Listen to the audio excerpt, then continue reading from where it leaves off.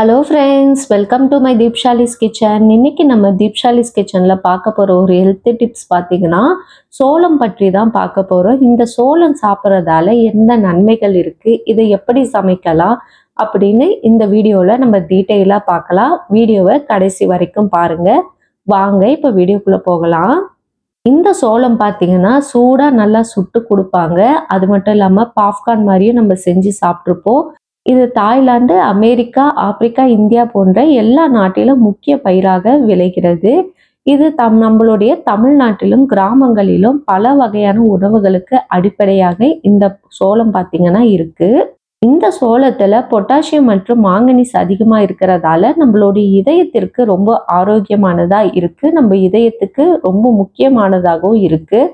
இதுல நார்ச்சத்து இருக்கிறதால ஜீரண சக்தியை மேம்படுத்த ரொம்ப உதவி பண்ணுது. அது மட்டும் இல்லாமல் இதில் இருக்கிற vitamin B1, B5, vitamin C பார்த்தீங்கன்னா நம்ம நரம்பு சக்தியை மேம்படுத்த உதவி பண்ணுது. அது மட்டும் இல்லாமல் நோய் எதிர்ப்பு சக்திக்கும் ரொம்ப உதவியாக இருக்குது. அதே போல் இதில் குறைஞ்ச கொழுப்பும் அதிக சக்தி இருக்கிறதால குழந்தைகள் முதல் பெரியவங்க வர சாப்பிட இது ஒரு ஏற்ற உணவாக இருக்குது.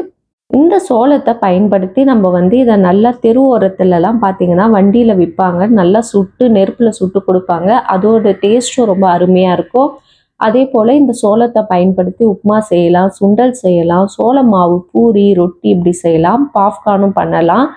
சோளத்தை பயன்படுத்தி சூப்பு, பஜ்ஜி இது மாதிரியெல்லாம் கூட செய்கிறாங்க. இது போல் நம்ம ஆரோக்கியமான ஏதாவது ஒரு முறையில் இதை எடுத்துக்கொள்ளலாம்.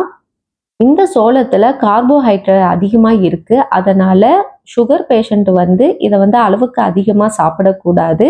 நல்ல சரியான ஒரு வேக்காட்டில் இதை வேக வச்சு சாப்பிட்றதால இதில் இருக்கிற சத்துக்கள் நம்ம உடலுக்கு கிடைக்கும்.